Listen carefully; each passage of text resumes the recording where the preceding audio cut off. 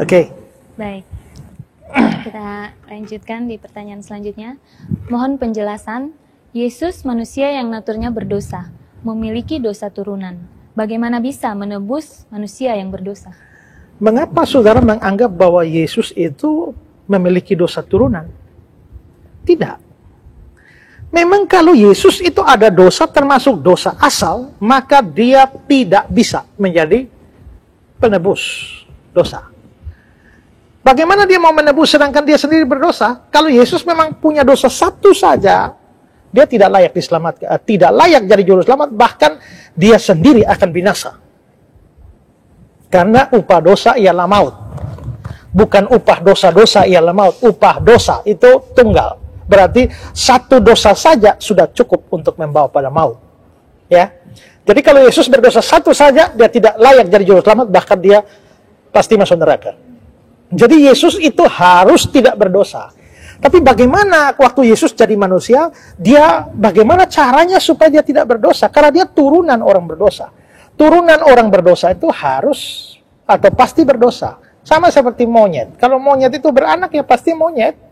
Ya, monyet punya cicit ya monyet. Monyet punya cecet ya monyet.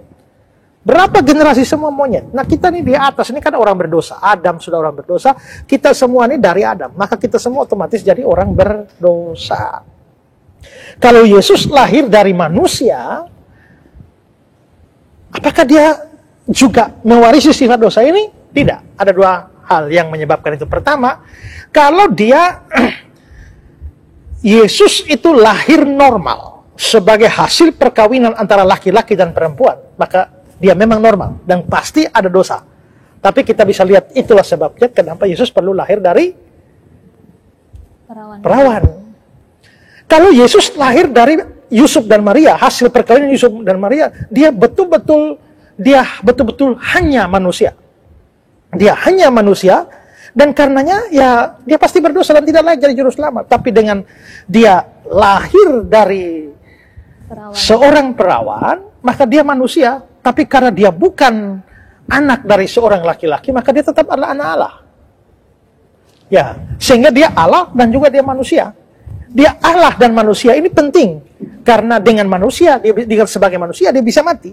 Tapi dengan Allahnya dia memberikan makna dan penebusan yang tak terbatas melalui kematian itu, sehingga dia bisa menebus sebuah orang di dunia ini. Tapi bagaimanapun juga dia kan masih turunan dari Maria. Maria ini. Nah, kalau dia masih turun dari Maria, disitulah peran Roh Kudus.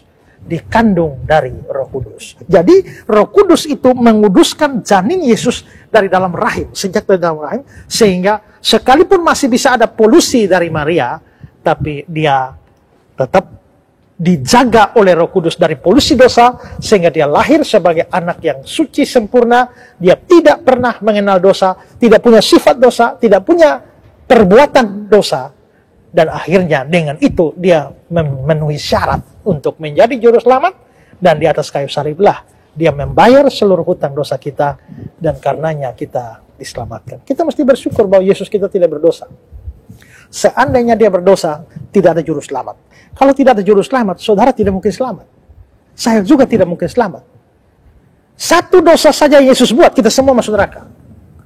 Jadi seandainya Yesus kecil waktu bermain-main dengan temannya, ya, lalu dia pukul temannya sampai kepala bocor, maka dia berbuat dosa, maka dia tidak bisa jadi juru selamat. Hari ini saudara dan saya masuk neraka semua. Ya. Tapi bahwa dia tidak berdosa berarti sepanjang 30 tahun pertama dari hidupnya di Nazaret, satu dosa pun tidak dia buat, bahkan pada waktu dia masih kanak-kanak, remaja, sampai pemuda. Karena itu bersyukurlah bahwa karena ketidakberdosaannya kita semua bisa diselamatkan. Shalom, salam sejahtera buat semua saudara yang melihat tayangan ini. Saat ini saya berada di sebuah kampus sekolah teologi, yakni Sekolah Tinggi Alkitab Nusantara di Kota Malang. Dan Sekolah Tinggi Alkitab Nusantara ini adalah satu sekolah yang sungguh-sungguh berada di hati saya. Kenapa? Karena sejak saya memutuskan untuk melayani Tuhan Yesus dari lebih dari 20 tahun yang lampau, saya akhirnya Tuhan bawa ke sekolah ini dan dididik di sini, Dan kalau sampai hari ini pelayanan saya bisa memberkati banyak orang termasuk saudara-saudara, itu tidak terlepas dari peranan sekolah ini di dalam membentuk fondasi-fondasi dasar iman dan teologi saya.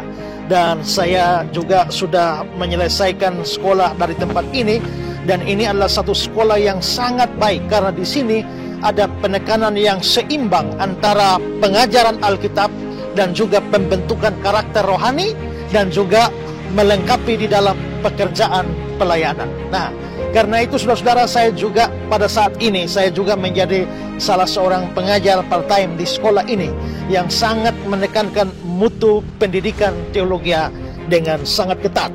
Nah, karena itu saya pada kesempatan ini mau mengajak saudara-saudara yang dipanggil oleh Tuhan untuk dibentuk menjadi hamba Tuhan.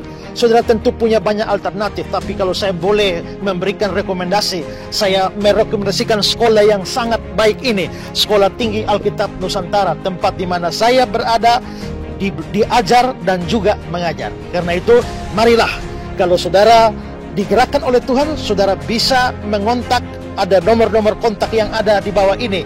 Saudara bisa mengontaknya, email atau nomor WA, telepon yang ada, dan tim dari Sekolah Tinggi Alkitab Nusantara akan menyambut baik, merespon baik semua apa yang saudara perlukan. Mari bergabung bersama dengan saya di Sekolah Tinggi Alkitab Nusantara. Tuhan memberkati.